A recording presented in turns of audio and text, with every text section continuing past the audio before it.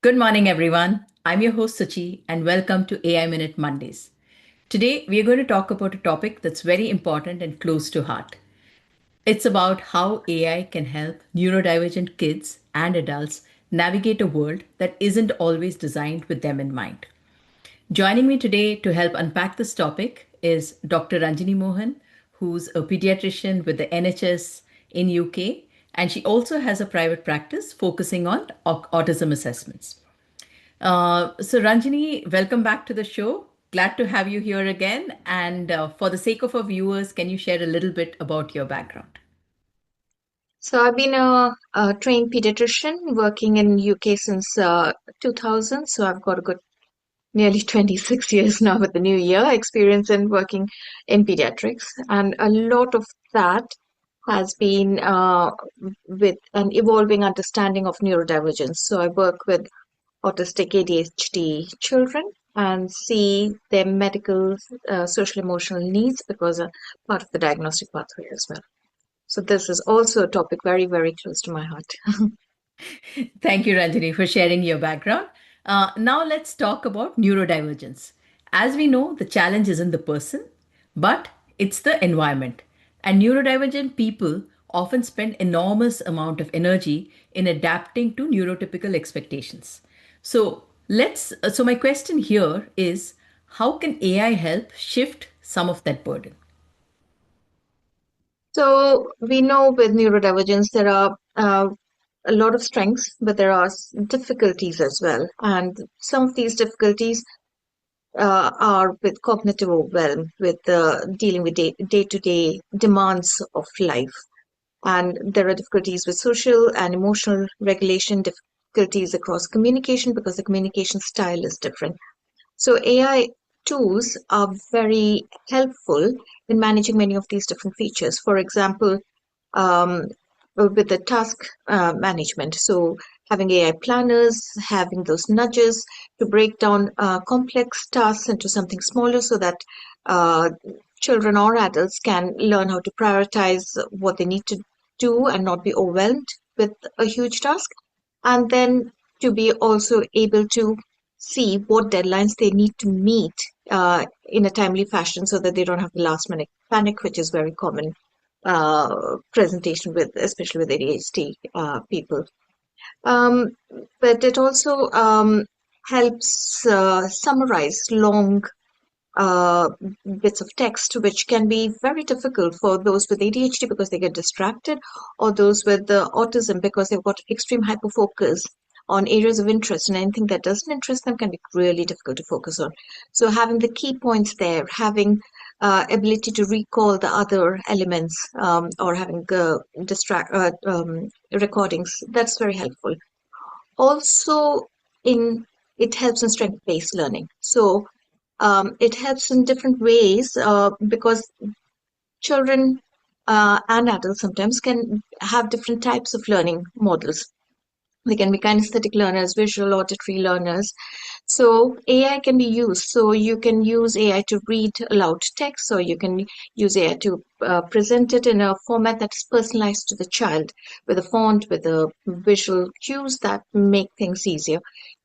Then, if you move on to communication, AI helps you can set the tone of what you want to say with many AI tools. So if as is usual with autistic people, you use long, involved, very detailed oriented methods of communication.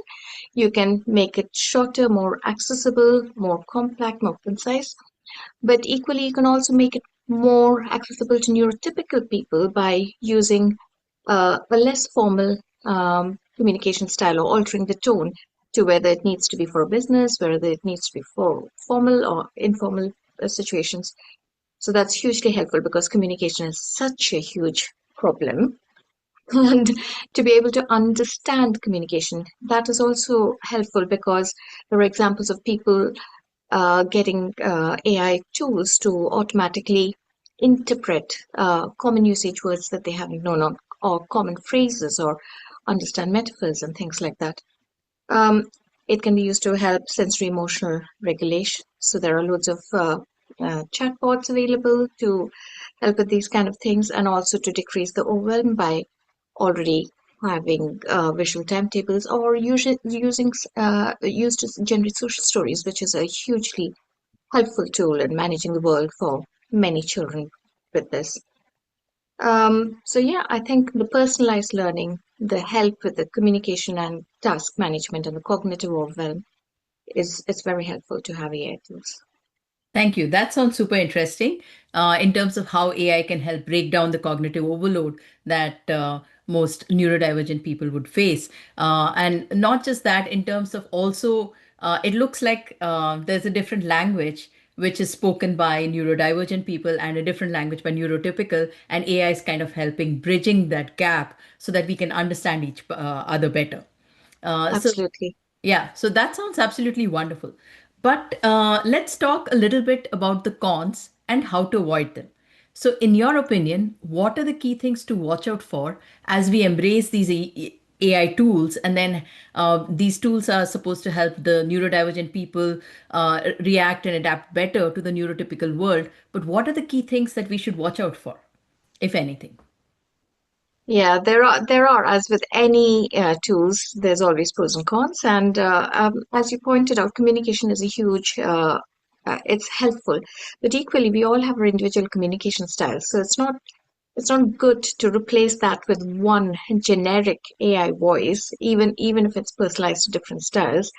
You still need to be able to understand and tolerate differences in your style. So the risk is that we create or encourage masking, which is one of the things that we try and avoid neurodivergent people doing. So we want to embrace neurodiversity. We want to embrace the many differences in the world, and that needs to. There is a risk that there might be an over reliance on AI. So we need to make sure that AI is an assistant and it doesn't take over what it's going to do. It does not replace human communication. It does not replace the need for interaction, and it just assists with the difficulties in that. Obviously, then we have concerns about the privacy and data that is shared with many of these AI tools because that is the next new worry where our data is available to everyone and everything. So obviously we have to choose tools with strong privacy settings in order to do that. Bias and misinterpretation because a lot of data is seen from a neurotypical perspective, so it can be open to misinterpretation, mislabeling, communication, behavior, emotion.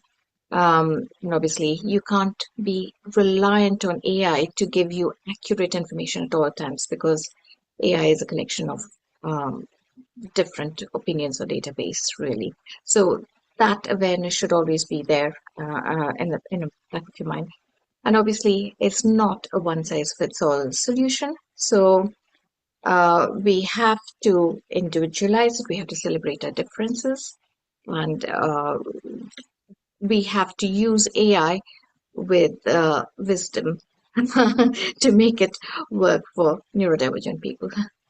Thank you, Ranjini, for sharing those insights. So, like you said, the over reliance on AI could also be a challenge because you don't want to eliminate the neurodivergent people from showing who they are. It's just about understanding each other better, but it's not about masking and pretending to be more neurotypical to fit in, right? Yeah, So, the understanding has to come from both sides. So, while AI can assist, AI should not become your voice, right? absolutely. Yeah. Yeah. So thank you for those insights and thank you for sharing this. And thank you for coming again on our show and, spreading the awareness around how AI can benefit and what are the things to watch out for. So that's all that we have today in AI Minutes. Thank you all for joining in and stay tuned for more sessions. And bye.